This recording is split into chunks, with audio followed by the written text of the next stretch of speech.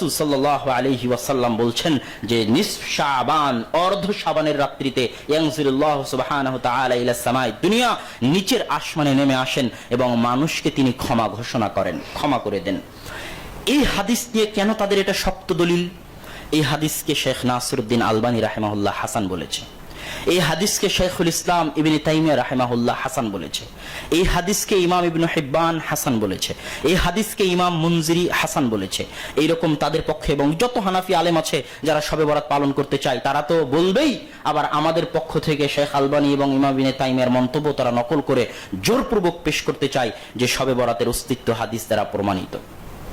অতএব এই হাদিসের বিষয়টি আমাকে এবং আপনাকে, যদিও এটা দার্স নয়, জুমার খুতবা, দার্স হলে ডিটেইলস বিস্তারিত আলোচনা করা যেত এই হাদিসের উপর, কিন্তু কিছু সারমর্ম আপনাদের সামনে পেশ করতে চাই যাতে আপনাদের বুঝতে সুবিধা হয় যে কেন আমরা আলবানী রাহিমাহুল্লাহ বলার পরেও, ইবনে তাইমিয়া রাহিমাহুল্লাহ বলার পরেও আমরা মানতে চাই না বা চাচ্ছি না।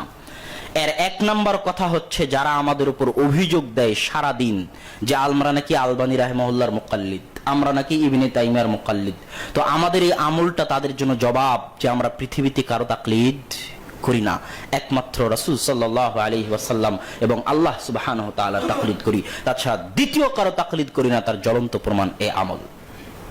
এবার একটা জিনিস মনে রাখেন, শবে বরাতের এই হাদিস একাই সহিহ, একাই হাসান তা কিন্তু নয়।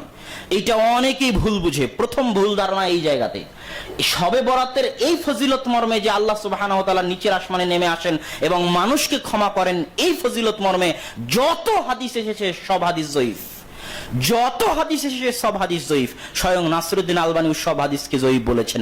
যারাই তাহকিক করতে আসবে তারাই জয়ীফ বলবে, একাই কোনো হাদিস সহিহ নয়। তাহলে কাহিনী কি?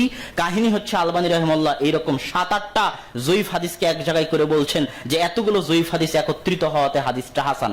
ইবনে তাইমিয়া রাহিমাহুল্লাহ বলছেন এতগুলো জয়ীফ হাদিস একত্রিত হওয়াতে হাদিসটা হাসান। এটা হচ্ছে কাহিনী। কেউ যদি মনে করে যে হাদিস একাই সহিহ তাহলে ভুল করবে। আপনাকে জানতে হবে হাদিসের 4টি প্রকার আছে। এক, সহিহ লিজাতিহি, সহিহ লিগাইরিহি, হাসান লিজাতিহি, হাসান লিগাইরিহি। মনে না থাকলেও একটু বুঝার চেষ্টা করেন। হাদিস সহিহ হওয়ার জন্য 5টি শর্ত।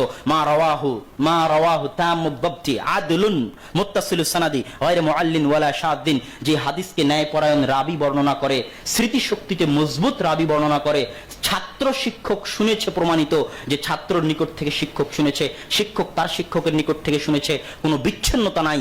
4, হাদিস শাজ নয়, তার চাইতে বেশি সহিহ হাদিসের বিরোধী নয়। 5, হাদিসের মধ্যে কোনো গোপন ত্রুটি, গোপন ইল্লাত নাই। এই 5টি শর্ত পাওয়া গেলে হাদিস সহিহ লিদাতিহি।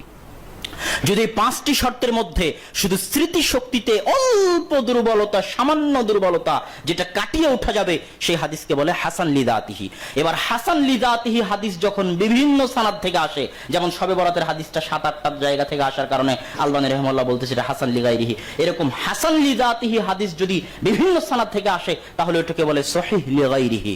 আর এবার যে হাদিসের মধ্যে দুর্বলতা আছে কিন্তু হালকা দুর্বলতা, সেই হাদিস যখন বিভিন্ন সানাদ থেকে আসে সেই হাদিসকে বলে হাসান লিগাইরিহি। এটা হচ্ছে সহিহের সর্বনিম্ন স্তর। হাসান লিগাইরিহি হাদিস দুর্বল কিন্তু বিভিন্ন সানাদ থেকে আসার কারণে কেউ কেউ হাসান বলে।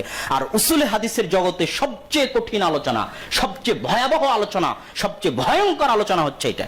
এত সহজ নয় যে আপনি 2-3টে হাদিস জয়ীফ এক জায়গায় করলেন আর বলে দিলেন যে এই হাদিসটা হচ্ছে হাসান লিগাইরিহি। এটা এত সহজ নয়। এই জন্য যত ইখতিলাফ মুহাদ্দিসিনদের মধ্যে তৈরি হয়েছে তার অধিকাংশ ইখতিলাফ এই জায়গায় তৈরি হয়েছে।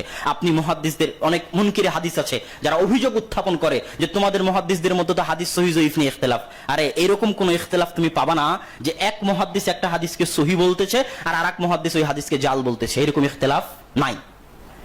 কথা মনে হয় বুঝাতে পারিনি। ইখতিলাফ কোন জায়গায়? এক মুহাদ্দিস একটা হাদিসকে জয়ীফ বলতেছে আর আরেক মুহাদ্দিস মানতেছে যে ওই হাদিস জয়ীফ, কিন্তু আরো 3-4 সানাদ থেকে আসার কারণে ওই মুহাদ্দিস ওই হাদিসকে হাসান বলতেছে। এই জায়গাতেই হচ্ছে অধিকাংশ ইখতিলাফ। এর বাইরে হাদিসে কোনো ইখতিলাফ নাই। সব জায়গায় অধিকাংশ 90% ক্ষেত্রে মুহাদ্দিসদের সিদ্ধান্ত একমত। তো এখানেও এই হাদিসও ইখতিলাফ হয়ে গেছে। তো আমি আপনাকে আগে যেটা বুঝাতে চাইলাম যে শবে বরাতের হাদিস এককভাবে সহিহ হাসান এরকম নয়, অন্যের সহযোগিতা নিয়ে কেউ কেউ বলেছে। এবার সব হাদিসকে এক জায়গায় করার পরেও যারা এই হাদিসকে জয়ীফ বলেছে তারা কারা?